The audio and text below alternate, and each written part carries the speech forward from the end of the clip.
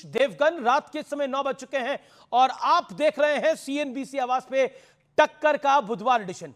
राहुल गांधी ने एक विदेशी अखबार को दिए गए इंटरव्यू में कहा है कि मोदी सरकार के पास स्पष्ट बहुमत नहीं है और छोटी सी चूक से मोदी सरकार गिर सकती है। यही नहीं, उनका कहना है कि एनडीए खेमे के कई लोग उनके संपर्क में हैं। इससे पहले कांग्रेस अध्यक्ष मल्लिकार्जुन खड़गे भी कह चुके हैं कि मोदी सरकार तो अल्पमत में है।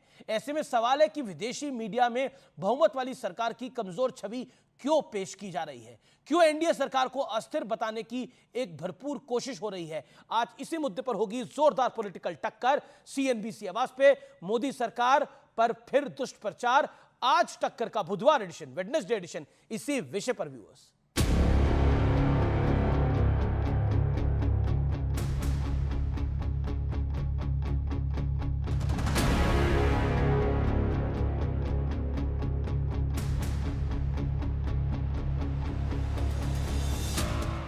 सरकार बने अभी 15 दिन नहीं हुए, सांसदों का शपथ ग्रहण नहीं हुआ, संसद सत्र की शुरुआत भी नहीं हुई कि राहुल अपने पुराने मिशन में जुट गए।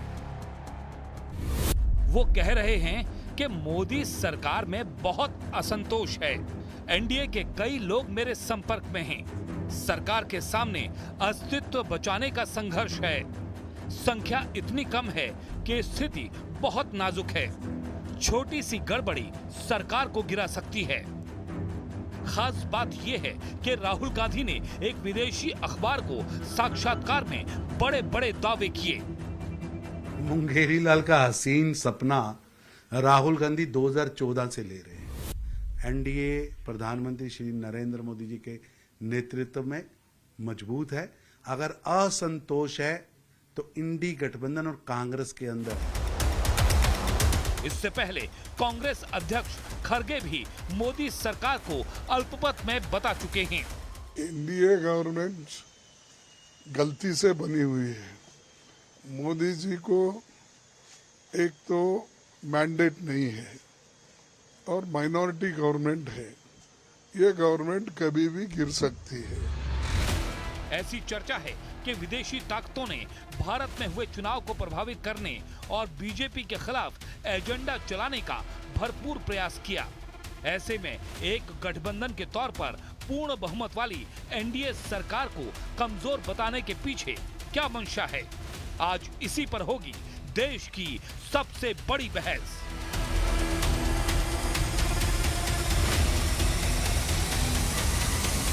और अब वक्त है सुप्रसिद्ध विश्लेषण का, कमजोर सरकार वाले भ्रामक नैरेटिव का विश्लेषण।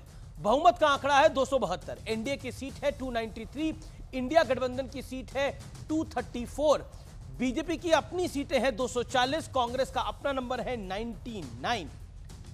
अब मैं आपको बताता हूं क्या होती है कमजोर सरकार। 1991 में आम चुनाव था, कांग्रेस को सीटें मिली 232, नरसिम्हा राव ने अल्पमत की सरकार बनाई, बहुमत लायक नंबर जुटाने में 2 साल लगे। इसी सरकार में जेएमएम सांसद रिश्वत कांड भी हुआ था, बहुत फेमस था ये। कांग्रेस को आंकड़ों का आईना दिखाना भी जरूरी है। 2004 में कांग्रेस को मिली थी 145 सीटें और डॉक्टर मनमोहन सिंह प्रधानमंत्री बन गए थे, क्योंकि सोनिया गांधी ने इंकार किया था। 2009 में कांग्रेस को मिली थी 206 सीटें, फिर भी डॉक्टर मनमोहन सिंह प्रधानमंत्री बन गए थे। लेकिन बीजेपी 240 सीटों के साथ अगर हम देखें तो बीजेपी को कमजोर बताने की कोशिश हो रही है, यानी बीजेपी का नंबर उस समय की कांग्रेस से काफी ज्यादा है, लेकिन कमजोर बताने की कोशिश है। बड़ा सवाल क्या है?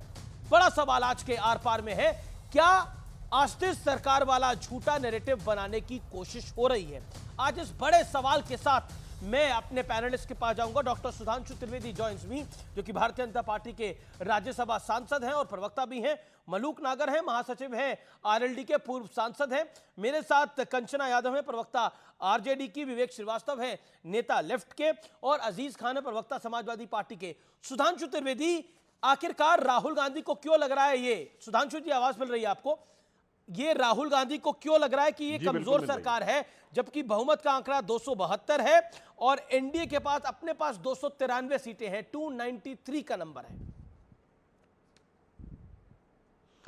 देखिए, 15 दिन के अंदर उनकी हसरतों की नाकामी दुनिया के सामने आ गई है जी। तो अब आपने देखा 15 दिन में क्या हुआ है। पहला बिखराव इंडी गठबंधन में दिखा जब आम आदमी पार्टी ने साफ कह दिया कि गठबंधन खत्म कांग्रेस के साथ, विधानसभा में वो अलग लड़ेंगे, यानी पहला बिखराव साफ दिख गया।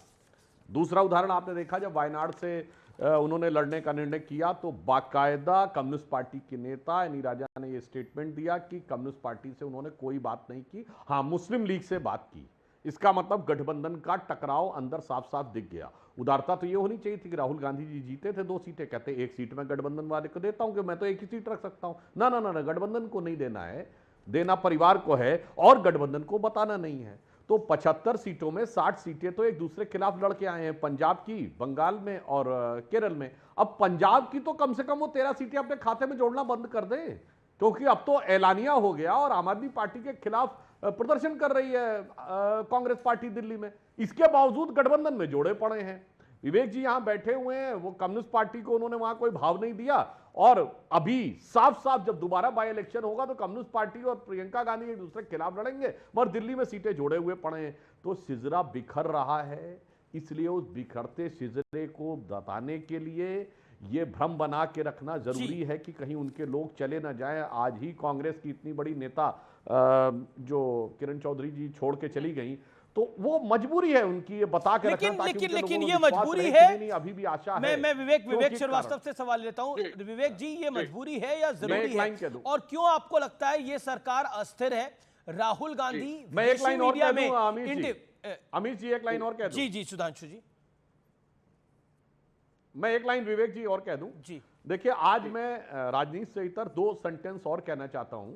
एक कि आज नालंदा विश्वविद्यालय का जो पुनर्निर्माण प्रारंभ हुआ है मोदी जी के द्वारा, ये भारत के लिए बहुत गौरव की बात है। जो हमारे प्राचीन ज्ञान और श्रद्धा का जो केंद्र था और इसे बर्बर आक्रमणकारियों ने ध्वस्त किया था, उसकी पुनर्स्थापना हुई है। दूसरा, आज राहुल गांधी जी का जन्मदिन है, तो मैं इसके लिए भी इंडी गठबंधन वालों को बधाई देता हूं कि 54 साल पूरा करके वो 55वें वर्ष में प्रवेश कर गए हैं युवा नेता। तो अब मुझे लगता है बचपने की ये बातें कांग्रेस को छोड़ देनी चाहिए कि सीटें उनकी कम हैं, फिर भी उनको बहुमत मिला है, गठबंधन उनका टूट रहा है, इसके बावजूद खतरे में एनडीए। ठीक है विवेक, ये जरूरी है या मजबूरी है? आखिरकार राहुल गांधी को विदेशी मीडिया में ये क्या कहने की जरूरत है कि ये सरकार अस्थिर है?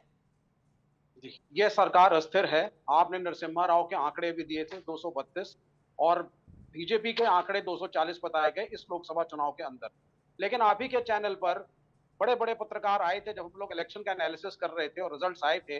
उसके बाद उस एनालिसिस में एक और बात सामने आई थी, जब यह हुआ था कि 240 में से 120 मेंबर पार्लियामेंट जो बीजेपी के हैं वो अन्य पार्टियों से आए हुए हैं। ये जो कांग्रेस के 232 थे और आज के जो 240 है, उसमें बहुत बड़ा फर्क है जो इंस्टेबिलिटी को क्रिएट करता है।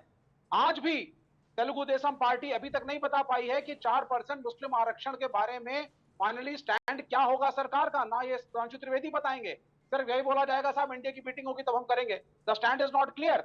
यूसीसी के ऊपर डिप्लोमेटिकली तो बता दिया गया कि हमने समीक्षा के लिए बोला है जेडीयू के प्रवक्ता ने, लेकिन समीक्षा क्या होती है जब ड्राफ्ट आया ही नहीं है?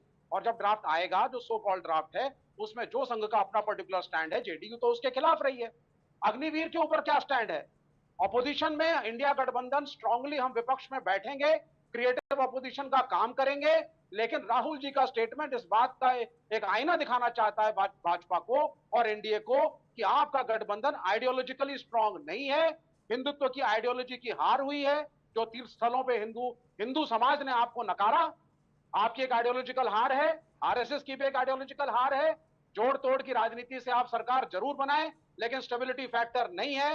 मैं जानना चाहूंगा कि अब आप यूसीसी ला रहे हैं कि नहीं ला रहे हैं। मैं जानना चाहूंगा कि आप जो अन्य बिल थे पॉपुलेशन कंट्रोल के लाएंगे नहीं लाएंगे। अग्निवीर का क्या स्टेटस है? क्या पूरे देश में 4% आरक्षण होगा या नहीं होगा? अब मैं इनसे पूछूंगा कहां सेंसस तक क्या होगा, तो ये एक ही बात बोलेंगे, साहब कांग्रेस के जो रूल स्टेट है उसमें क्या होगा? अरे आप सरकार में है, you are in government at the centre. ठीक है, you made your point. Okay, Sudhanshu Trivedi का रिप्लाई जरूरी है। ओके, सुधांशु आपका रिप्लाई जरूरी है। एक लाइन है। बाकी भाषण, प्रवचन और व्याख्यान के अलावा सिर्फ ये बता दे विवेक श्रीवास्तव जी कि क्या केरल में इंडी गठबंधन मिलकर चुनाव लड़ेगा, कांग्रेस और कम्युनिस्ट? नंबर 2, जब राहुल गांधी ने कम्युनिस्ट पार्टी से नहीं पूछा और प्रियंका गांधी की घोषणा कर दी, आप अपमानित महसूस कर रहे हैं या सम्मानित? बस दो चीजों का जवाब दे दिए, बाकी व्याख्यान की जरूरत नहीं। ना अपमानित ना सम्मानित, केरल के अंदर हमारा और कांग्रेस का पिछले 50-70 सालों से लोकल पॉलिटिक्स में कोई गठबंधन नहीं है, फिर भी हम केंद्र में मिलकर के सरकार बनाते आए बस हैं। जिस दिन आप साफ डिस्टेबलाइज हो होकर गया। के गिरेंगे, इंडिया गठबंधन सरकार बनाएगा। आप डिस्टेबलाइज होके गिरेंगे, इंडिया गठबंधन सरकार बनाएगा। ये मतलब गठबंधन नहीं है मगर गठबंधन सरकार बनाएगा, ऐसा विवेकपूर्ण वक्तव्य विवेक जी आप दे रहे हैं कि इसीलिए मैंने कहा 55वें साल में बचपने की बातें मत करिए। गठबंधन नहीं है मगर गठबंधन सरकार बनाएगा। विवेक आपके तो मतलब आपका जो नंबर है वो तो 10 के करीब की सीटें हैं लेफ्ट पार्टीज की। मैं कंचना यादव के पास आता हूं जिनके पास 4 सीटें हैं। कंचना यादव, पॉइंट ये है कि राहुल जी जरूर सरकार बनाना चाहते हैं, लेकिन जनता ने उनको 99 सीटें दी हैं, बीजेपी को 240 सीटें दी हैं। लेकिन आखिरकार उन्हें क्यों बार बार ये सपना आ रहा है कि ये सरकार गिरेगी और कांग्रेस की सरकार बनेगी? इसके पीछे कारण क्या है? देखिए, मैं सुधांशु त्रिवेदी जी के 2 सवालों का जवाब देना चाहती हूँ। एक तो पहला, ये जो कहते हैं ना चाणक्य सिर्फ इन्हीं के पार्टी में नहीं है, स्ट्रेटजी जो है वो अन्य पार्टियां भी बनाना जानती हैं। अगर हमारा अलायंस वेस्ट बंगाल में नहीं हुआ तो कोई स्ट्रेटजी का पार्ट रहा होगा। अगर हमारा अलायंस कहीं टूट रहा है, दरअसल समस्या ये है जो आप समझना नहीं चाहते हो, आपको विपक्ष की भी जगह नहीं मिलनी चाहिए। ये हमारी स्ट्रेटजी का पार्ट है और आप भी जानते हो। दूसरा जो बात ये है कि आप बार बार नालंदा का क्रेडिट ले रहे हैं, और आपको पिछले डिबेट में भी मैंने समझाया महोदय कि नालंदा का क्रेडिट आप मत लीजिए, आप लेने लायक नहीं है। वो 2006 में उसकी शुरुआत हुई थी और बजट उसका जो university act, Nalanda university act 2010 में पारित हुआ था, और 1750 करोड़ जो है बजट उसको मिला था, और देख रेख के लिए 950 करोड़ लगभग बजट मिला हुआ था। आपका कोई योगदान नहीं, आपका योगदान है नालंदा में नहीं, दरभंगा में। दरभंगा में आपने एम्स बनाया है, जिसका अभी वहां पर जो कहते हैं ना जो जड़ पड़ना वो भी नहीं पड़ा हुआ है, ईंट भी एक नहीं पड़ा हुआ है, तो उसकी क्रेडिट लीजिए। और भगवान की कृपा से, प्रभु श्री राम की कृपा से थोड़ी सी क्रेडिट नीट परीक्षा पर जो लीक हुआ है पेपर, आपके शिक्षा मंत्री भी ले ले, आपके प्रधानमंत्री भी ले ले, और पूरी की पूरी सरकार भी ले ले, और इस सब की क्रेडिट लीजिए। जो नहीं, पर ये आपने एक आपने लाइन बोली कि चाणक्य सिर्फ आपकी पार्टी में नहीं है, चाणक्य हमारी पार्टी में भी है। लेकिन देखिए, मैं सीधी बात बोलता हूं कि नंबर्स डोंट लाई, नंबर झूठ नहीं बोलते। 240 का नंबर आप अकेले बीजेपी के पास है, 293 का नंबर एनडीए के पास है।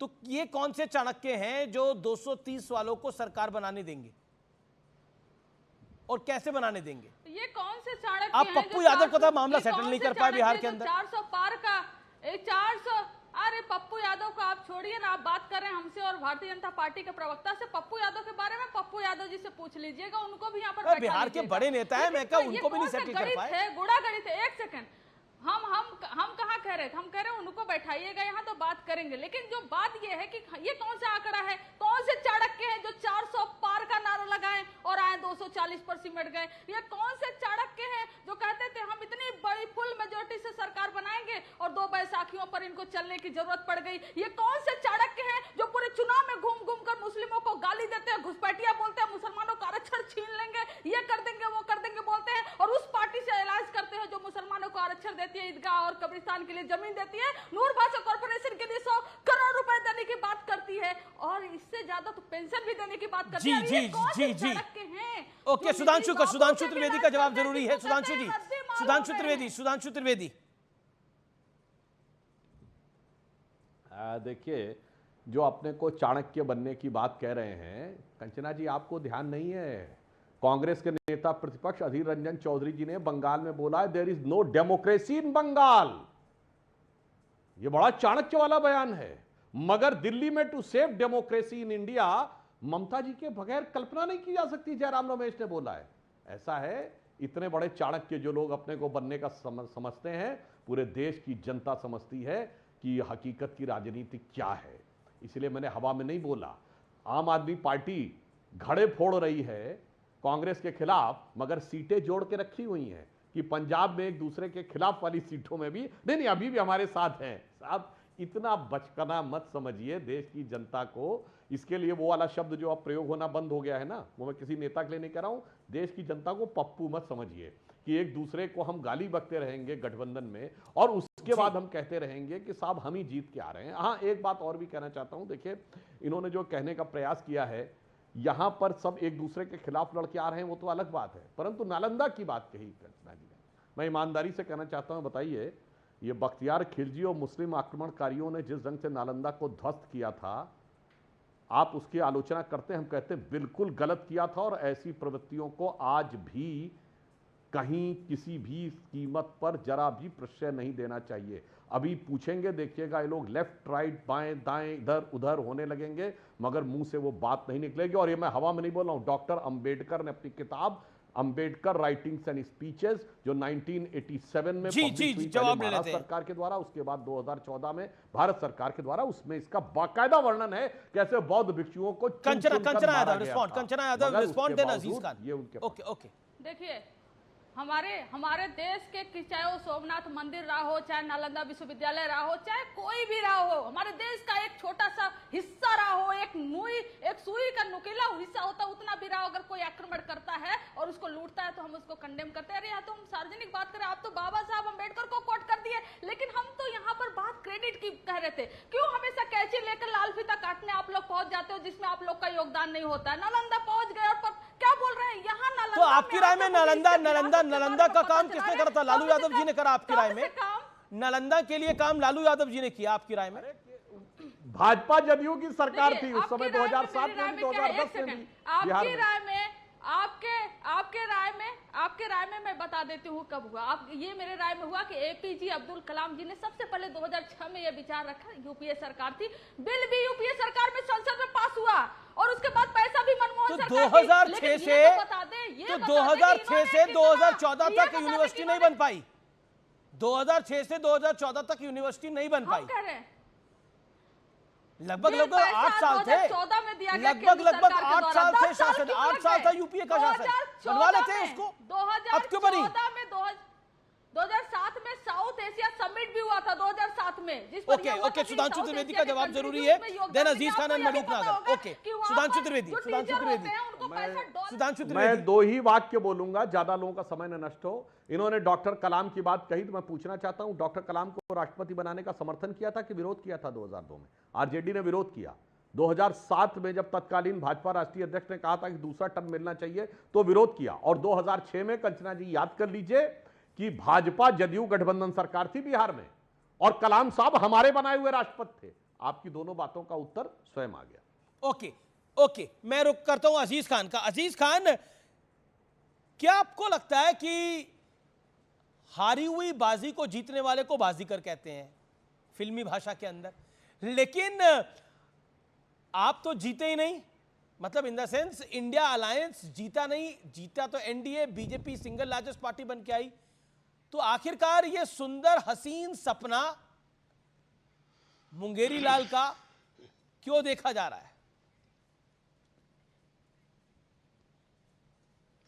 देखिए अमीश भाई, मैंने आपसे कहा कि राजनीति में कुछ भी संभव है और कुछ सपने जैसा नहीं होता है और हर कुछ सब कुछ सपना होता है। हकीकत यह है कि कब सपना हकीकत में बदल जाए और कब हकीकत सपना में बदल जाए, मुझे लग रहा है इसका कोई वक्त नहीं होता। एक बात अभी बात चल रही थी कि साहब तमाम तरीके की बातें कह रहे हैं साहब कि सरकार बहुत अडिग है, मजबूत है, तमाम तरीके की बातें। देखिए स्पष्ट है कि जब समान विचारधारा के लोग एक साथ आते हैं तो मजबूती बढ़ती है। जहां पर समान विचारधारा के लोग एक साथ नहीं है तो कब विखंडन हो जाए, कब खंडन हो जाए, इसके बारे में तो समान विचारधारा का बैरोमीटर क्या है? समान विचारधारा का बैरोमीटर क्या है अजीज भाई? आप अजीज खान ने यू सेड कि समान विचारधारा का बैरोमीटर क्या है? मैंने देखिए एक फोर्स सेकुलर है, एक फोर्स कम्युनल है, दोनों का मिलान कैसे हो सकता है? ओके आप बताएं ना हमें। दोनों का मिलान होने के लिए वक्ती मिलान तो हो सकता है, लेकिन वो मिलान लॉन्ग टर्म नहीं चल सकता है। लेकिन दूसरी बात मैं आपको अमीश भाई बताऊं, एक बात समझ लो आप, हो सकता है वक्ती चीजें चल रही हो, कुछ तो मजबूरियां रही होंगी, अब वो कैसे किन परिस्थितियों में चल रही, मैं उस पर अभी गहराई से नहीं जाना चाह रहा हूं, जो दूसरे मुद्दे पे आना चाह रहा हूं। देखिए अभी कंचना जी ने इस बात को स्पष्ट किया कि नालंदा विश्वविद्यालय का किस तरह क्रेडिट लिया जा रहा है। हमेशा बीजेपी ने यही काम किया है कि शिलान्यास कोई करता है, काम कोई करता, फीता काटते ये है। हमेशा इन्होंने नाम बदला है और रंग बदला है। ये सिवाय 10 साल में इस काम के अलावा कुछ नहीं किया। हमने उत्तर प्रदेश में तमाम काम किया, तमाम चीजों को बनाया, लेकिन हकीकत ये है मतलब कि सब बीजेपी काम सरकार आई और आप ही ने उसने करा, अपने बीजेपी फीता काट रही है। क्रेडिट ओके लेने का ओके, प्रयास मलूक नागर कोई काम एनडीए से नहीं। जवाब देंगे। काम करने ये के आप बजाय कॉम्युनल सिर्फ फोर्सेस के फीता साथ हैं, ये काटना। सेकुलर है। मलूक नागर, आप कॉम्युनल फोर्सेस के साथ हैं। जी देखिए, हम देश के साथ हैं, हम देश की जनता के साथ हैं, देश के किसानों के साथ हैं, देश के पिछड़ों के साथ हैं, देश के दलितों के साथ हैं, देश के अकलियतों के साथ हैं, देश के सब समाजों के साथ हैं।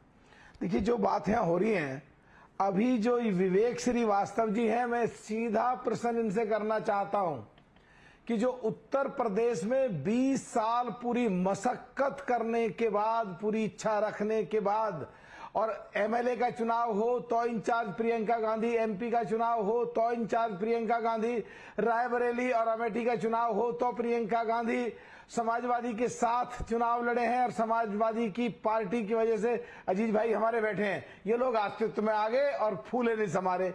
तो इनको क्या उत्तर प्रदेश में डर लगता था? क्या उत्तर प्रदेश के मुसलमानों पे विश्वास नहीं था?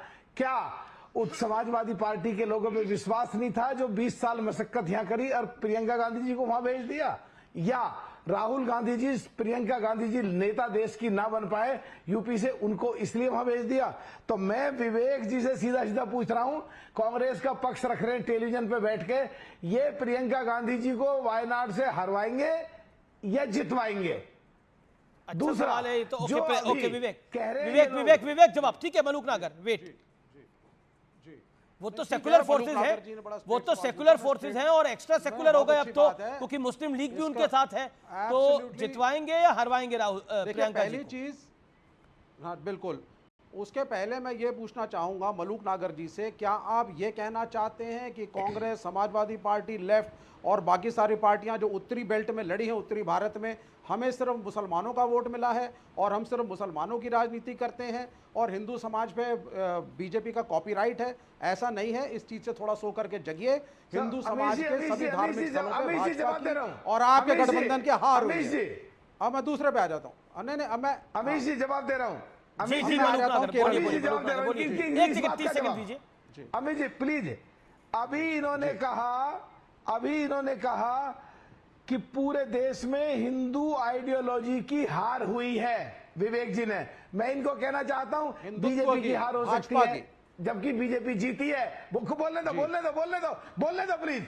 जबकि एनडीए की हार ये कह सकते हैं, जबकि एनडीए जीती है और 293 में सरकार बनी है। पर ये देश के 75-80% लोगों को देश के नेशनल टेलीविजन पे उनकी हार बताएंगे, तो इनको इसीलिए जनता सजा देती है। ऐसा और हम सेकुलर लोग हैं, आप हम सबको बराबर देखते हैं, देश हम सबका है। पार्लियामेंट है। सुनिए, बड़ी खुशी की बात है, आप मेंबर पार्लियामेंट है, आपका सम्मान है, लेकिन आपको मुझे मिसकोट नहीं करना चाहिए। मैंने ये नहीं कहा, मैं आरएसएस की जो हिंदुत्व की आइडियोलॉजी है, जिसके आधार पे भाजपा चुनाव लड़ती है, जिसके अंदर मंदिरों के उद्घाटन बिना मुहूर्त के होते हैं, अलग-अलग जिसके चीजें, अंतर्गत RSS अलग शंकराचार्य चीज को है। साइडलाइन किया जाता है, जिसके अंतर्गत राजनीतिज्ञ धर्मगुरुओं के ऊपर होती है, मैंने उसकी बात करी है, जो स्पष्ट बात है। और उस आइडियोलॉजी की हार हुई है, वो आइडियोलॉजी हिंदुत्व की जिसको भाजपा ब्रांड बनाती है और वोट लेने की कोशिश करती है, उसकी हार हुई है। एक आइडियोलॉजिकल हार बिल्कुल है, संख्या बल सब कुछ नहीं होता है। ये बड़ी क्लियर सी बात है मलूक नागर जी। हिंदू वर्सेस मुसलमान मत करिए। आप अपनी बात सेकुलर है तो सेकुलर की तरह बात करिए। आप अपनी बात को देखिए, सेकुलर हम आप हैं। बोल दीजिए और शंकराचार्य मैं गलत थे। टेलीविजन पे बैठा हूं, पिछली बार आप मैं टेलीविजन पे बैठा हूं, टेलीविजन पे मेरी बात सुनो, टेलीविजन पे बैठा हूं मैं, आरएलडी और एसपी और बीएसपी से सांसद बना। हम सेकुलर हैं, देश हम सबका है, पर आपको टेलीविजन पे बैठ के हिंदू आइडियोलॉजी की हार नहीं कहना चाहिए। अब आप अपनी बात को बदल रहे हो, हिंदू आइडियोलॉजी नहीं, खुलवा के रिवर्स करवा के चला के देख लो, कोई नहीं आप बदल बदल रहे हो। रहा। हमें हमारा स्टैंड सबको पता है क्या लेफ्ट का स्टैंड है। हम देश में हिंदू वर्सेस मुसलमान नहीं चाहते हैं, सेकुलर आइडियोलॉजी हो, डेवलपमेंट के प्लान पर चुनाव हो। मैं हमेशा कांग्रेस की लुटिया आता हूं। सुनिए, तो हमेशा स्कूल की फीस, नौकरी, बेरोजगारी, इन्हीं मुद्दों को उठाते हैं। एक एक करके जी ओके देखिए विवेक मलूक 30 नागर जी, सेकंड आप एंड सुधांशु व्यक्तिगत तौर पे त्रिवेदी। सेकुलर जरूर हो सकते हैं। Thank you. हाँ, मलूक नागर जी, आप व्यक्तिगत तौर पे सेकुलर जरूर होंगे, लेकिन जिस पार्टी के साथ आरएलडी का गठबंधन हुआ है, उसके हिंदू राष्ट्र की आइडियोलॉजी को, उसके हिंदुत्व की आइडियोलॉजी को, उसके माइनॉरिटीज के प्रति जो रुख है, वो किस तरीके से मंदिरों का प्रयोग, देवी देवताओं का प्रयोग वोट के लिए करती आई है, ये सब जानते हैं, ये जग जाहिर है। हम इस प्रकार की पॉलिटिकल हिंदुत्व की आइडियोलॉजी जो संघ परिवार चलाता है, हम इसके खिलाफ हैं। Okay okay okay okay okay now Malook Nagar, okay audio down, now Malook Nagar 20 second sharply button, then Sudhanshu Trivedi. Amish ji, मैं इनको कहना चाहता हूं, ये एनडीए और बीजेपी और उसके घटक दलों में झांकना छोड़ें। हम चौधरी चरण सिंह जी के विचारधारा के लोग हैं। हम माननीय नरेंद्र मोदी जी की विचारधारा से प्रभावित होकर देश के लिए काम करना चाहते हैं। ये अपनी तरफ देख लें, ये कांग्रेस को वायनाड में हरवा में ना, और ये नेता प्रतिपक्ष जो बड़ी मुश्किल मौका मिला है, जो पिछले 2014 से 2019 तक 44 थे और 2019 से 2024 तक 52 थे, जो देश का भी दुर्भाग्य था, कांग्रेस का भी दुर्भाग्य था, नेता प्रतिपक्ष नहीं था। सुधांशु जी कई कोटाप भी कर गए थे, नेता प्रतिपक्ष नहीं था, वो नेता कांग्रेस दल था, अधीर रंजन। इन्हें मौका मिला है, यह सरकार बन गई, माननीय प्रधानमंत्री ने शपथ ले ली, और ये अभी सभापति के बारे में ताक झांक कर रहे हैं। ये अपना नेता प्रतिपक्ष नहीं बना पाए। ये क्या क्या बोलेंगे, अब भी गुमराह करेंगे क्या लोगों को? जी जी जी, ठीक है, आपने अपनी बात को रखा। अजीज खान ने, सुधांशु त्रिवेदी एक बात बोली कि बीजेपी कॉम्युनल है और हम लोग सेकुलर हैं। ये कॉम्युनल वर्सेस सेकुलर की लड़ाई है। और ये तो और मुझे अटल जी का दौर याद आता है, तब भी यही कहा जाता था। करोड़ों दर्शकों से कहता हूं, अब मैं बताना चाहता हूं, करोड़ों दर्शकों से मैं कहता हूं, ये हमसे हिंदू राष्ट्र की बात कर रहे हैं, हमने तो कभी ऐसा नहीं कहा, मगर जिस पार्टी ने मुस्लिम राष्ट्र के नाम पर इस देश का विभाजन कराया, उस मुस्लिम लीग के साथ इन्होंने गठबंधन किया। ये मैं इसलिए कह रहा हूं कि आज की, जिसको इंडियन यूनियन मुस्लिम लीग कहते हैं, इसके संस्थापक मोहम्मद इस्माइल जिन्ना की मुस्लिम लीग के मद्रास प्रेसिडेंसी के चीफ थे, और उनको कायदे मिल्लत कहा जाता था, जिन्ना को कायदे आजम कहा जाता था। और उन्होंने कॉन्स्टिट्यूएंट पीजे पोकर साहब बहादुर और मोहम्मद इस्माइल, ये जिन्ना की मुस्लिम लीग के थे, और जब देश के विभाजन के विषय को लेकर 1946 का कॉन्स्टिट्यूएंट असेंबली का इलेक्शन हुआ, तो मद्रास प्रेसिडेंसी, जिसमें आज का अधिकांश दक्षिण भारत आता है, 30 सीटें रिजर्व थी मुस्लिम के लिए, 30 में 30 मुस्लिम लीग ने जीती। किसने? जिन्ना की मुस्लिम लीग ने, इन्हीं के नेतृत्व में जो आज के मुस्लिम लीग हैं, और 95% मुस्लिमों का सपोर्ट मिला। और फिर स्वतंत्र भारत में इसी इंडियन यूनियन मुस्लिम लीग के नाम पर इन्होंने मुसलमानों के लिए सेपरेट इलेक्टोरेट की मांग की। कॉन्स्टिट्यूएंट असेंबली की डिबेट पे कोई जाके देख ले, 28 अगस्त 1947, और सरदार पटेल ने सबसे अगर गुस्से में भाषण दिया है तो यही कहा कि आप लोगों ने देश का विभाजन कराया, और अधिकांश मुसलमानों ने देश के विभाजन के लिए दिया वोट, मगर मैं नहीं मानता एक रात में आपका दिल बदल गया। ये 3 जनवरी 48 को कलकत्ता में भी बोला, मगर अब जो हो गया सो हो गया, अब ऐसी मांगे मत करिए। अब ये कहिए कि देश के साथ कैसे रहना है, ये उनके साथ खड़े हैं। और ओके, अजीज खान हिंदुत्व, मगर एक लाइन जी जी जी जी एक लाइन, मगर आज जीत किसकी हुई है, मैं दर्शकों से कहना चाहता हूं। इस लोकसभा में सबसे बड़ी जीत किस लोकसभा में हुई है? धुबरी में हुई है। कांग्रेस के शायद रकीबुल हसन नाम है, वो जीते हैं 10 लाख कुछ हजार वोट से। और ये कौन सा इलाका, दर्शक जाके चेक करें, धुबरी, बरपेटा, करीमगंज, ये वो है जहां डेमोग्राफी सबसे ज्यादा चेंज हुई है 30 साल में, जहां बांग्लादेशी घुसपैठियों की संख्या संदिग्ध रूप से सबसे ज्यादा है, वही 10.25 लाख से जीत के आए हैं। तो जिसकी हार हुई है और किसकी जीत हुई है, ये दर्शक अपने विवेक से निर्णय लें। ओके, मैं जवाब ले लेता हूं। अजीज खान, बीजेपी कॉम्युनल है, लेकिन फुरफुरा शरीर के साथ अलायंस करने वाली पार्टी, के गद्दी नशीन के साथ अलायंस करने वाली पार्टी सेकुलर है, बीजेपी कॉम्युनल है। उसके बाद असम के अंदर बदरुद्दीन अजमल के साथ अलायंस करने वाली पार्टी जो है वो सेकुलर है, लेकिन बीजेपी कॉम्युनल है। कमाल की बात है ये। देखिए अमीश भाई, अभी सुधांशु जी लगातार मुस्लिम लीग की बात कर रहे थे। मुस्लिम लीग के बारे में शायद इनको पता होगा कि हिंदू महासभा और मुस्लिम लीग, ये दोनों ने मिलकर के बंगाल में सरकार बनाई और श्यामा प्रसाद मुखर्जी वो डिप्टी सीएम बने। एक बात। दूसरी बात, 2 नेशन थ्योरी के सिर्फ पक्षधर जिन्ना नहीं थे, इनको शायद पता होना चाहिए कि सावरकर और लाला लाजपत राय भी थे।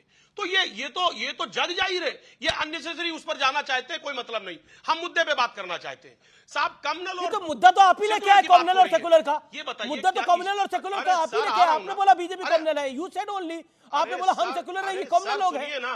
तो मैं तो मैं उसी बात को कह रहा हूं सर, नफरत की बात कौन कर रहा है? माननीय प्रधानमंत्री महोदय स्टेज पे चढ़ करके देश के प्रधानमंत्री किस तरह नफरत की बात करते हैं साहब, जग जाहिर है। क्या नहीं कहा? आप बताइए कि देश के प्रधानमंत्री किस तरीके की भाषा शैली का इस्तेमाल करते हैं। कौन नफरत की बात कर रहा है? कौन इस देश में भाई से जुदा करने की बात कर रहा है? नहीं, सही कहा आपने, नफरत की बात तो बीजेपी कर रही है। वोट जिहाद तो चुनाव के अंदर भारतीय जनता पार्टी लेकर आई थी, आपकी नेता थोड़ी लेकर आई थी। वोट जिहाद तो भारतीय जनता पार्टी लेकर आई थी। और याद करिए विधानसभा चुनाव, याद करिए विधानसभा चुनाव, अब्बास अंसारी ने क्या बोला था यूपी के विधानसभा चुनाव के अंदर? सरकार एक बार बदल जाने दीजिए, कोई अफसर नहीं जले हिलेगा 6 महीने तक, पूरा हिसाब किताब होगा। आप नफरत की बात कहां करते हैं जी? नफरती तो ये है, आप कहां है नफरती? देखिए, नफरत तो सिर्फ यही फैला रहे हैं जी। अब मुझे बोलने ही नहीं हाँ, देंगे, बोलिए अब सर, सारा बोलिए, खुद ही प्लीज, बोलेंगे। प्लीज बोलिए सर, सर। सारा आप खुद ही बोलेंगे। सर बीजेपी का वजूद ही यहीं से शुरू हुआ है कि नफरत की बात करो, हिंदू मुस्लिम की बात करो, लेकिन समाजवादी पार्टी सामाजिक समरसता की बात करती है, समाज में एकता की बात करती है और समाज में मिलान की बात करती है। सुधांशु त्रिवेदी, और हमेशा ये एकता इस की बात मुल्क के करते हैं, आप विकास के नफरत लिए की बात करते हमेशा हैं, सोचते ये मिलाने की उसमें बात कभी करते नफरत हैं, की बात आप नहीं की। घमासान मचाने की बात करते हैं। आप नफरती हैं, ये प्यार वाले हैं, ये प्यार के सौदागर हैं, आप नफरत के सौदागर हैं। आरोप आपके सामने है सुधांशु। इनकी तो प्यार की दुकान भी है भाई। अजीज खान साहब, हो जिसके सकता है सेल्समैन आप भी हैं। अज्ञानता में बोल गए हो तो कोई बात नहीं है, मगर झूठ का प्रचार किया जाता है। श्यामा प्रसाद मुखर्जी ने कभी मुस्लिम लीग के साथ मिलकर सरकार नहीं बनाई। 1942 की असेंबली में फजलुल हक की प्रजा कृषक पार्टी के साथ मिलकर सरकार बनाई। 5 साल बाद फजलुल हक ने मुस्लिम लीग ज्वाइन कर ली। यह झूठ बोला जाता है। जो सरकार बनी थी वो प्रजा कृषक पार्टी, जिसके नेता फजलुल हक थे, उनके साथ मिलकर बनी थी, पहली बात। और 2 नेशन थ्योरी जानते हैं सबसे पहले कैसे आई? वो उस समय सर सैयद अहमद ने 1888 में लखनऊ और मेरठ दोनों में बयान दिया है। किताब का नाम है रिसालाए असबाब बगावते हिंद। उस पर उन्होंने कहा हम 2 कौमें हैं, हम साथ नहीं रह सकते। जिस दिन अंग्रेज हमको छोड़ेंगे उस दिन इस बात का फैसला हमारी कलम यानी तलवार करेगी। और पाकिस्तान की ऑफिशियल हिस्ट्री में लिखा जाता है कि 2 nation theory Sir Syed Ahmed ने उसकी नींव डाली और उसके ऊपर जिन्ना ने अपनी इमारत पढ़ी की। मैंने किताब भी कोट की है और उस समय तो सावरकर। ओके अजीज खान, ये जो झूठ का प्रोपोगंडा चढ़ाया जाता है वो आज तक चला आ रहा है 125 साल में, इसीलिए अमृत काल में इससे बाहर निकलने की जरूरत है। अजीज खान, देखिए अमीश जी, सुधांशु जी शायद ये भूल गए कि हिंदू महासभा और मुस्लिम लीग मिल करके बंगाल में उसने सरकार बनाई थी। पता नहीं कहां से लेकर के नया कोट आ गए। ये दुनिया को पता है कि हिंदू महासभा और मुस्लिम लीग ने मिल करके बंगाल में सरकार बनाई। सर अरे सर सुनिए ना मेरी बात, सर आप ढूंढिए। दूसरी बात मैं सर जानना चाह रहा हूं, आप तमाम पढ़ाई की बात हो रही है, नालंदा विश्वविद्यालय की बात हो रही है, एजुकेशन की बात हो रही है। अरे सर सुनिए ना, अरे सर सुन लीजिए ना, अरे सुनिए ना सर, हम बता रहे हैं। लेकिन नीट में बच्चों ने एग्जाम दिया है, 24 लाख बच्चा भटक रहा है सर, 24 लाख बच्चा भटक रहा है। एक भी स्टेटमेंट प्रधानमंत्री महोदय का नहीं आया। सब पढ़ाई की बात हो रही है, एजुकेशन सिस्टम की बात हो रही है, लेकिन उसी एजुकेशन सिस्टम में आज कितनी बड़ी गड़बड़ी चल रही है। देश में पूरी तरह से उहापोह की स्थिति। ठीक है। बच्चा त्राई कर रहा है, सो नहीं पा रहे बच्चे, माँ बाप नहीं सो पा रहे, लेकिन सर आप इस पे बोलने में असमर्थ हैं। आप सुधांशु जी देखिए खबर पर वापस लौट के आइए, खबर इधर उधर जा रही है। देखिए सेक्युलर कम्युनल वाला आप एंगल लेके आए। कंचना यादव पॉइंट ये है, ओके अजीज खान, कि आप बहुत ही बुद्धिजीवी आदमी हैं, लेकिन सर आप नीट पर कुछ नहीं बोल रहे हैं। प्रधानमंत्री महोदय को नीट पर बात रखनी चाहिए। नहीं, नीट पर तो बात कर ही रहे हैं और नीट पे कार्रवाई भी हो रही है।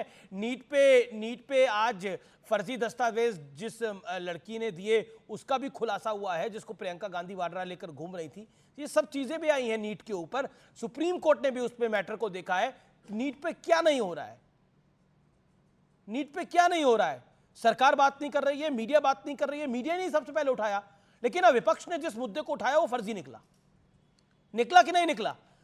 क्या बोला आज कोर्ट ने? सर क्या बोला आज कोर्ट ने? सर, नीट सर, की आप बात करते हैं, मैं नीट के अंदर सर क्या कह बोला रहा आज हूं। ऑनरेबल कोर्ट ने? सर सर सुन लीजिए, सर सुन लीजिए। मैं सर मीडिया को इस मुद्दे पे लेकर के बहुत उसका अप्रिशिएट कर रहा हूं। मीडिया ने बहुत शानदार तरीके से मुद्दे को उठाया है। जितनी तारीफ मीडिया की जाए वो कम है, नो डाउट। लेकिन सरकार उस पर मौन धारण किए हुए है। माननीय प्रधानमंत्री महोदय उस पर एक शब्द नहीं बोल रहे। क्यों? 24 लाख बच्चों का मामला है। 24 लाख बच्चे का मतलब 1 करोड़ शख्स। एक घर में अगर 4 लोग भी हैं तो 1 करोड़ लोग पूरी तरह से डिस्टर्ब हैं। उनको यह नहीं पता उनका भविष्य क्या होगा, और वो भविष्य खतरे में है। यह नहीं पता कि उनकी काउंसलिंग होगी नहीं होगी, वो एग्जाम की क्या पोजीशन होगी। माननीय प्रधानमंत्री महोदय को आगे आकर के इस पर बयान देना चाहिए, बात रखनी चाहिए। हकीकत यह है आज बीजेपी ऐसे मुद्दों पर से भाग रही है। ठीक है, ठीक है, आपने अपनी बात को रख लिया। ओके, सुधांशु त्रिवेदी, क्योंकि नीट की बात हुई, उस पर अगर आप कुछ अपनी बात को रखना चाहे तो रखें।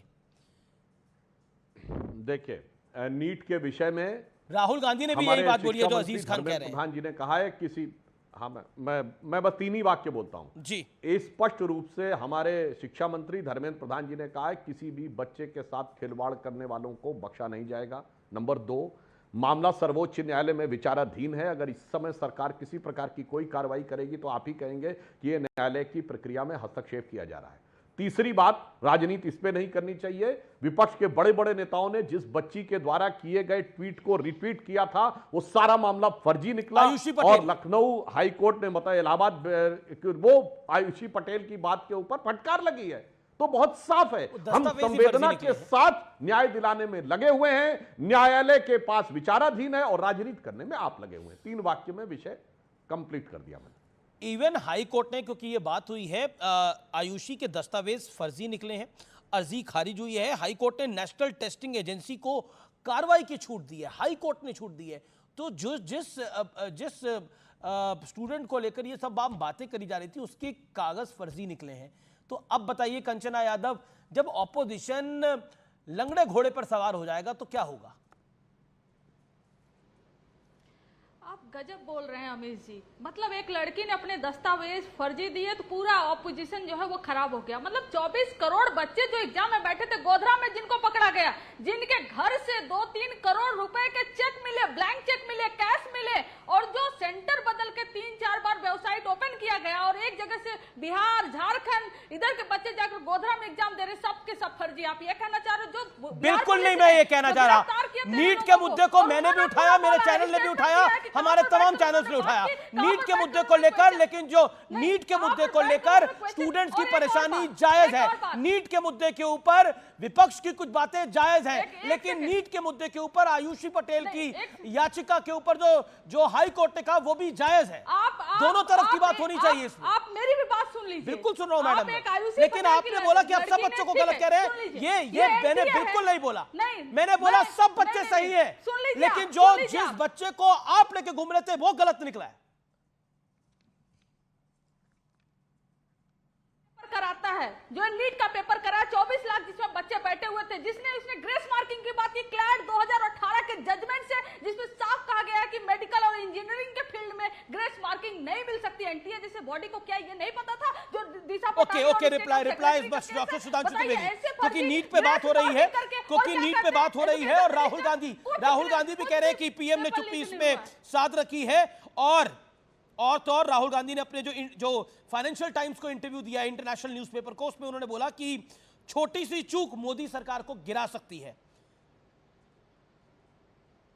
देखिए, मैं बताता हूं, विपक्ष के एक बच्ची के द्वारा किया गया कोई वो इंपॉर्टेंट नहीं है। उसको जिस ढंग से विपक्ष ने ओवरप्ले किया और वो बात पूरी तरह गलत निकली, ये गैर जिम्मेदाराना व्यवहार, ये संवेदनशीलता का व्यवहार नहीं है, ये मैं कह रहा हूं। और कोर्ट ने तो निर्णय लिया, ग्रेस मार्क्स भी समाप्त किए हैं, उसके ऊपर जांच करने के लिए भी कहा, और सर्वोच्च न्यायालय में यह विषय विचाराधीन है। मगर मैं ये भी कहना चाहता हूं, ये बताइए, ये जो जितनी भी चीजें हो रही हैं, ये बताइए, राजस्थान में 20 पेपर लीक हुए थे, मगर हमारे किसी नेता ने ये नहीं कहा, जो कहा था अशोक गहलोत ने, मैं तो जादूगर हूं, मैं सब ठीक कर दूंगा। ये बोला था कि नहीं अशोक गहलोत ने? 20 से अधिक सुधांशु जी, अशोक गहलोत ने जो किया, उनकी सरकार वहां से चली गई। अभी आपको एक बड़ा मैंडेट मिला है, तीसरी बार आपको सरकार चलाने का मौका मिला है, लेकिन नीट में कुछ कमियां हैं, उन कमियों को आपको भी देखना होगा। यानी आंखें बंद करके तो काम नहीं होता। क्या आपको लगता नहीं है कि नीट के विषय के ऊपर सरकार को और स्पष्टीकरण देने की जरूरत है? बच्चों की समस्या को हल करने की जरूरत है। उनके मां बाप परेशान हैं, सैकड़ों बच्चे परेशान हैं। आयुषी पटेल का मैटर ओवर होता है, अब किसी ने दस्तावेज गलत दिए वो अलग मामला है और मैं इसको बिल्कुल मानता हूं, लेकिन बच्चों के भविष्य की बात है। देखिए, अगर ये कहा जाए तो उसी बच्ची का वो वीडियो भी सामने आ रहा था जिसमें वो कह रही थी कि उसने कोविड का वैक्सीन बना लिया है। इसलिए ये किस प्रकार की बातें की जा रही थी ये भी, हाँ, जहां तक इस विषय की बात है कि नीट की परीक्षा की प्रक्रिया की समीक्षा होनी चाहिए, तो धर्मेंद्र प्रधान जी ने स्पष्ट रूप से ये बात कही है कि उसके अंदर जो जो चेंजेस और संशोधन करने होंगे। देखिए, मैं फिर कहता हूं कि सरकार और नहीं, मैं फिर कहता हूं कि शासन को अपना काम करने का पूरा अधिकार है, लेकिन बच्चों को भी अपनी बात रखने का पूरा अधिकार है। इस देश के युवा को भी अपनी बात रखने का पूरा अधिकार है। अगर उसकी समस्या है तो रमेश देवगन उनके साथ खड़ा है और हर मौके पर खड़ा रहेगा, लेकिन राजनीतिक रोटियां सेकने के लिए आप किसी फर्जी बात को आगे करेंगे तो मुझे वो जायज नहीं लगती। ये बड़ी बात है। और बड़ी खबर है, कैबिनेट की बैठक हुई है और कैबिनेट की बैठक में मोदी सरकार का बहुत बड़ा फैसला लिया है। 14 फसलों की एमएसपी को मंजूरी दे दी गई है, यह बड़ी खबर है। धान का नया एमएसपी 2300 रुपए होगा, यह बड़ी खबर है। कपास का नया एमएसपी 501 रुपए की बढ़ोतरी की गई है, यह किसानों को एक बड़ा तोहफा है। रागी की एमएसपी 4290 रुपए कर दी गई है, यह बहुत बड़ी खबर है। ये बहुत बड़ी खबर है देश के किसान के लिए। मैं सीधा सुधांशु त्रिवेदी है मेरे साथ भारतीय जनता पार्टी के, मेरे साथ अजीज खान है, मेरे साथ कंचना यादव है। मोदी सरकार की पहली कैबिनेट में एक बात किसान की हो रही है। कंचना यादव, किसानों को तोहफा दिया गया है। जी, मैंने सुना। कितनी फसलों पर आपने बताया? 5 फसलों पर, खरीफ की फसलों के ऊपर एमएसपी बढ़ाया गया है।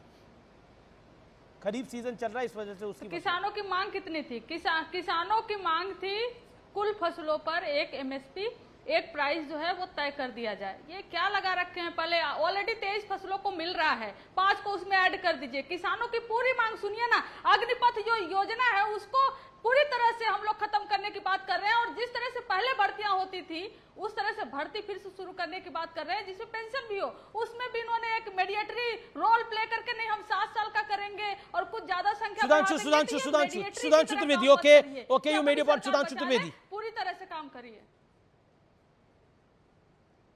वैसे कंचना जी को शायद पता नहीं है कि जिस काले कानून की वो बात करते थे, यानी एपीएमसी एक्ट, जहां पर नहीं होना चाहिए, वो केरल में नहीं है साहब, वो काला कानून है। वहां एमएसपी नहीं मिलती। लगवाइए ना, राहुल गांधी वहां सांसद है और अभी तो आपके चले गए, वो लेफ्ट की गवर्नमेंट थी। इसी को कहते हैं पर उपदेश कुशल बहुतेरे। आके यहां भाषण दे देते। और अभी देखिए डीके शिव कुमार का क्या बयान आया कि कर्नाटक में, बेंगलोर में इसलिए किराया बढ़ाना पड़ रहा है पानी का, जल निगम का, क्योंकि मुफ्त में बांटते बांटते स्थिति हो गई, तनख्वाह देने का पैसा नहीं रह गया है। जी देखिए, इन्होंने जैसे ही चुनाव खत्म हुए खटाखट पेट्रोल और डीजल के दाम बढ़ाए। यही हिमाचल में किया था, यही कर्नाटक में किया। पॉइंट है बात के अंदर, लेकिन वक्त एक अंतराल का है। अंतराल के उस पार सीएनबीसी आवाज पर एक बड़ी ब्रेकिंग स्टोरी के साथ मैं वापसी कर रहा हूं।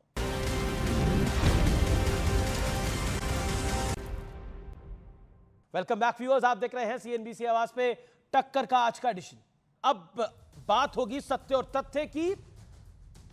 800 साल बाद नालंदा विश्वविद्यालय फिर से गुलजार हो गया है। आज देश के प्रधानमंत्री नरेंद्र मोदी ने बिहार के राजगीर में नालंदा यूनिवर्सिटी के नए कैंपस का भव्य उद्घाटन किया। यह वही विश्वविद्यालय है जिसे 831 साल पहले जलाकर खाक कर दिया गया था। भारत के इतिहास के सबसे बड़े खलनायकों में से एक आक्रमणकारी बख्तियार खिलजी के आदेश पर यूनिवर्सिटी को आग के हवाले कर दिया गया था। कहा जाता है कि 3 महीने तक विश्वविद्यालय आग से धधकता रहा और इस दौरान 90 लाख से ज्यादा किताबें, पांडुलिपियां जलकर खाक हो गई। नालंदा विश्वविद्यालय के साथ खिलजी की चिढ़ की वजह समझने से पहले यह समझ लीजिए कि इस दौर में नालंदा यूनिवर्सिटी का रुतबा क्या था। व्यूअर्स, विश्वविद्यालय का निर्माण आज से करीब 1600 साल पूर्व हुआ था, लेकिन उस जमाने में भी वहां 9 मंजिला इमारत और 300 कमरे थे। इसके अलावा दुनिया भर के 10,000 से ज्यादा स्टूडेंट्स और 250 टीचर्स हुआ करते थे। सोचिए भारत का वैभव कैसा था। यानी जब दुनिया शायद साइन लैंग्वेज में बात कर रही थी, तब हमारी नालंदा यूनिवर्सिटी लिपियां, शास्त्र और चिकित्सा पढ़ा रही थी। ये गौरव था भारत का। लेकिन ये बात शायद उन लोगों को कतई पसंद नहीं आई जो अपनी मान्यताओं को ही दुनिया में इकलौती मान्यता मानते हैं। लेकिन सवाल है ये भी उठता है कि आखिर ऐसी कौन सी वजह थी कि नालंदा जैसी विरासत को फिर से रोशन करने में हमें 800 वर्ष लग गए। इस दौरान देश ने प्रचंड बहुमत वाली एक नहीं कई सरकारें देखी। पंडित नेहरू, श्रीमती गांधी, इंदिरा गांधी, राजीव गांधी, नरसिम्हा राव, किसी ने भी इस पर तवज्जो नहीं दी। 2010 में मनमोहन सरकार ने इसे लेकर लोकसभा में एक बिल जरूर पास किया, लेकिन काम जस का तस पड़ा रहा, किसी ने कुछ नहीं किया। 2016 में मोदी सरकार आई, 2014 में जब मोदी सरकार आई तो नालंदा के नए कैंपस का शिलान्यास हुआ। आखिर पुरानी सरकारों में इसे कौन रोक रहा था? अयोध्या का मसला तो कोर्ट में के केस में फंसा हुआ था, इसलिए समझ आता है कि वहां मंदिर के निर्माण में 500 साढ़े 500 साल का वक्त लग गया। लेकिन नालंदा को लटकाने अटकाने के पीछे कौन सी मंशा थी व्यूअर्स? क्या वोट बैंक नालंदा की रीडेवलपमेंट के रास्ते में एक बड़ी रुकावट बन गया था, क्योंकि उसे चलाने वाले का नाम बख्तियार खिलजी था। शिक्षा, रोजगार और बिहार के हालात पर बड़ी बड़ी बातें करने वाले आजाद चिंतन जरूर करें इस बात के ऊपर, क्योंकि प्रधानमंत्री मोदी हमेशा कहते हैं कि उनकी सरकार का फोकस विरासत और विकास पर दोनों पर है। अयोध्या में राम मंदिर बना तो विरासत की जीत हुई, और राम मंदिर की वजह से जो विकास हो रहा है उससे अर्थव्यवस्था को रफ्तार मिल रही है अयोध्या की। और दूसरी ओर वोट बैंक की स्पष्ट राजनीति ने हमें आज भी मानसिक गुलाम बनाया हुआ है, क्योंकि जिस तरह बख्तियार खिलजी ने नालंदा का अस्तित्व मिटाने की कोशिश की, उसी खिलजी के नाम पर बिहार में आज भी एक रेलवे स्टेशन और एक शहर का नाम है व्यूअर्स। इतना ही नहीं, बंगाल में खिलजी की कब्र भी है जहां लोग सजदा करने के लिए जाते हैं। वाकई ये भारत है जिसमें ये सब कुछ हो सकता है, कोई और मुल्क ये सहन नहीं करेगा। व्यूअर्स, ये वोट बैंक की गंदी गंदी राजनीति है, इसमें स्पष्ट तरीके से कहना चाहता हूं, और इसमें मैं कहने में कोई गुरेज नहीं करता। फिलहाल टक्कर के आज के एडिशन में इतना ही, यानी टक्कर के बुधवार एडिशन में इतना ही। आपको मेरी नमस्कार, गुड नाइट।